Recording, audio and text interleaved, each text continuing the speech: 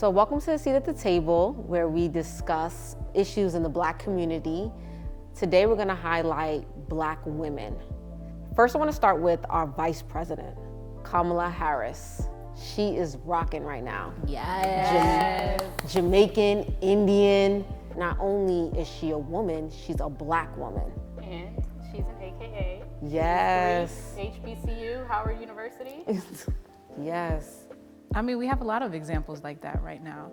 So we got Cori Bush, right? She's the first female Black Congresswoman of Missouri, right?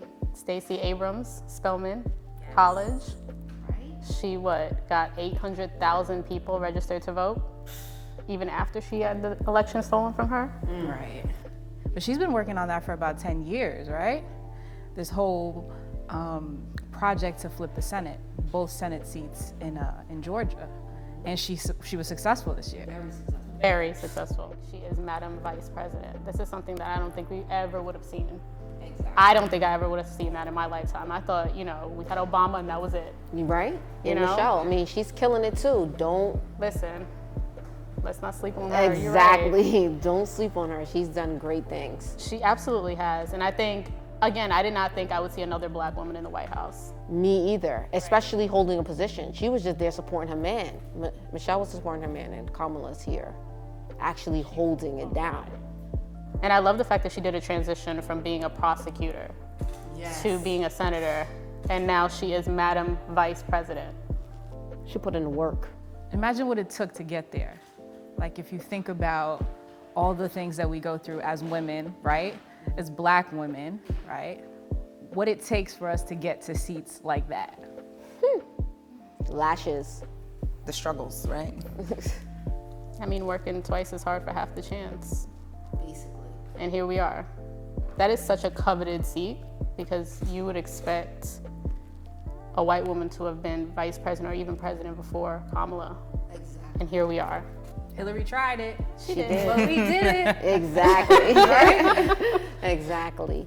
So how has being a Black woman affected you, or you feel like you've been misunderstood in the past? Well, I think to be a Black woman is always to be on, right? Like we can never just put our bags down. Like you can't just put your bags down. You can't have a moment to just exhale. It's literally like waiting to exhale part 56. Like you're just always on, and I feel like, maybe somebody will get a glimpse into what it's like to be a Black woman with Kamala being the Madam Vice President, because I mean, we're all, working women, your moms, and I can't imagine, I'm not a mom yet, but I can't even imagine just like always being on, being a wife, being a mom, The mental Olympics that we endure just as women in general, and then adding on other layers, like I can't even. So have you experienced anything that you felt like was a setback? You felt like society was judging you because of the color of your skin, because? Well, I think we all go through our different experiences, right? The token statement, the angry Black woman, right? So I think we kind of walk through spaces with that kind of hanging over our head and in the back of our minds, right? So we behave a certain way, we suppress certain sides of ourselves, right? So I know me personally, having worked in corporate America, you kind of walk on eggshells, right? Because you definitely don't want to give off a certain vibe to turn people off. You don't want to give any extra reason, right? To give people any reason to basically throw you under the bus or not give you that opportunity, right? So you try to stake your claim, get your education, do everything by the book. But there's always pieces of you that you're just like, listen, I can't show out, I can't be super Black, Yes. So you kind of walk through the room, but you're not really being noticed in the room for who you really are, right? I mean, it's just from the interview alone, right? Like I know my current job, I work for a very big corporation, and the one thing I always have to, realize, being a natural hair woman, is let me tie my hair back, right? I can't have my curls out because they're not going to tell me I don't want somebody that looks super Black in the office, but you know, that might be the reason why they're like, we decided to go in a different direction, Teresa, but thank you so much for, you know, interviewing with us. So of course I'm like, all right, let me just go with the safe bun. Yeah. As to not offend anybody. Yeah. So I think just the fact that those are things that, you know, other women who are not Black don't have to think about. Yeah. That's even if you get the interview, right? Right? Exactly. That's if you get If the my interview. name is- If your name Yes. is not too Black, Yep. right? Well, girl, let me tell you how when I interviewed I worked in the beauty industry, and I remember showing up to the interview, and they said, "Oh, we thought you were Japanese because my last name is Mwangi. We thought you were like Japanese or something." And I walk in, and they're like, "We weren't expecting like a tall Black woman," and I was like, "Wait, what?" like these types of experiences kind of throw you off, like. Yeah, for real. but you have to keep your composure. Right. That's the thing, right? So you have to act calm and just brush it off your shoulder. And that's the problem that we experience, is that we're constantly backseating our feelings to accommodate other people's emotions because they thought they were getting something else, but they got us. We're just as good, if not better. Just saying. So I know you haven't worked in like the medical field, right? Worked in a hospital, you understand the different like environments. Like, can you guys tell us a little bit about that? I've had experiences with families who don't want to ask you a question even though you're the one with the answers. They're like, or I've heard them talk about my fellow staff members like, yeah, we don't want the Black girl, the nurse, we prefer her. And you know, they'll point to what their prospect nurse looks like, I guess what she looks like on TV, in opposed to the nurse that was assigned to you. But because you work in a healthcare facility, you're not in a position to really banter back and forth, right? They're sick, or their family members, or you know, they're grieving or whatever, they're going through their own process. So you kind of just gotta, again, backseat it, brush it off, and just get them the nurse that they want. Even though that nurse is new, she started 2 weeks ago. They don't care that she started 2 weeks ago and the nurse you have started 20 years ago. They want a look. They don't care if they get better. They don't want you to talk. They don't want you to challenge them, right? Doctors, other staff members, right? It doesn't matter how educated you are. You know, keep your mouth shut, be quiet. You know, all the time I'm getting, you know, this conception that because of the color of my skin that, you know, I have to be quiet. I can't advocate for myself. If I say anything, you know, if I question a physician about an order, if I question another nurse about something else, it's always, you know, she's the loudmouth Black girl. She's, you know, she's ghetto, she's loud. When a white woman can be doing the same thing or saying the same thing and she's just speaking her mind. Yeah. So it's always, yeah, expressing herself, right? Yeah. So Right. how does that make you feel, you know, knowing the history that the Black community has with the medical community? Like, how do you feel when you know that you've done the same, if not more, schooling than, you know, your white counterpart, but this same person is telling you, by the way, you might not be as educated. I kind of don't want you to help me out. Like, how do you kind of move past that, right? Because, you know, Black people in general, we don't trust the medical community at all, right?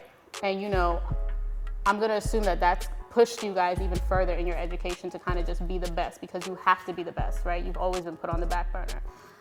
I guess, how do you move past that? Like, yes, you know, you've kept your composure, but when you guys go home and process, like, how do you decide that I'm still gonna wake up every morning and go to this job and not quit? That's just what you do. I mean, Black women are strong, so we have this tendency to just brush things off, you know, like, I could care less. Exactly. You know, I'm To gonna go on me, about my business. You have to think like it's their loss.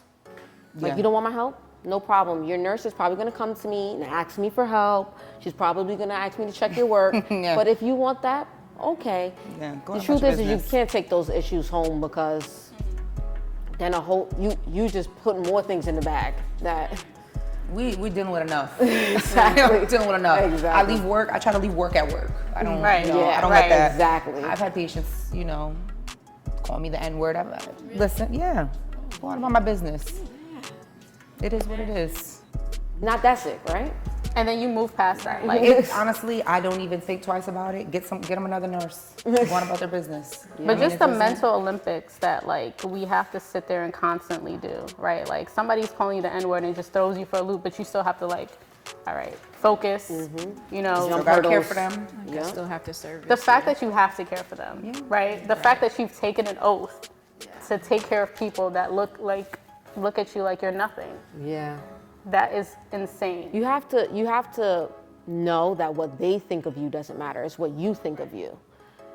Do you feel like the experiences that you've had with work, do you feel like they affect your relationships?